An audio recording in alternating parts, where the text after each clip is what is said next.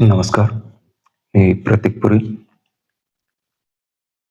आज सकाळची बातमी आता सर्वांनाच कळली असेल, की महाराष्ट्राचे उपमुख्यमंत्री, राष्ट्रवादी काँग्रेस पक्षाचे अजितदादा पवार यांचं विमान अपघातात दुःखद निधन झालं. राजकारणापलीकडे जर आपण विचार केला, तर या एखाद्या नेत्यावर किंवा या एखाद्या माणसावर महाराष्ट्रातल्या लोकांनी प्रेम केलं असेल, मराठी माणसांनी प्रेम केलं असेल, कार्यकर्त्यांनी प्रेम केलं असेल, तर त्याच्यात अजित पवारांचं नाव फार पुढे येतं. आपल्या कामातून त्यांनी नेहमीच अनेकांचं मदत केलेली आहे. कधी त्यांनी नाही म्हटलेलं नाहीये. त्याच्याविषयी अनेक लोकांचे व्यक्तिगत अनुभव आहे. ते आज अनेकांना आठवत असतील. आणि वयाच्या केवळ 66व्या वर्षी एखाद्याचं असं अपघाती निधन व्हावं, फार आघात करणारी गोष्ट असते. हे जे काही घडलं असेल, त्यात घात होता, अपघात होता अशा चर्चा करणं त्याला काही अर्थ नाहीये. त्यातून काही निष्पन्न होणार नाहीये.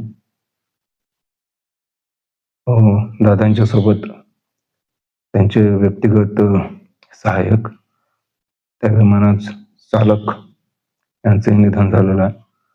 आपण सर्व त्यांच्या कुटुंबियाच्या दुःखात सहभागी असूयात आणि आशा करूयात की राजकारणात अजितदादांसारखे नेते होईल आणि अलीकडच्या काळामध्ये जे हिंदू मुस्लिम करून राजकारणात मोठ्या प्रमाणावर जे एक ध्रुवीकरण करण्याचा प्रयत्न झालाय, माणसामाणसामध्ये भेद पाडण्याचा प्रयत्न झालेला आहे, आपल्या जवळच्या लोकांना तोडण्याचा प्रयत्न झालाय, त्याच्यासाठी वेगवेगळ्या पद्धतींचा उपयोग करण्यात आलेला आहे.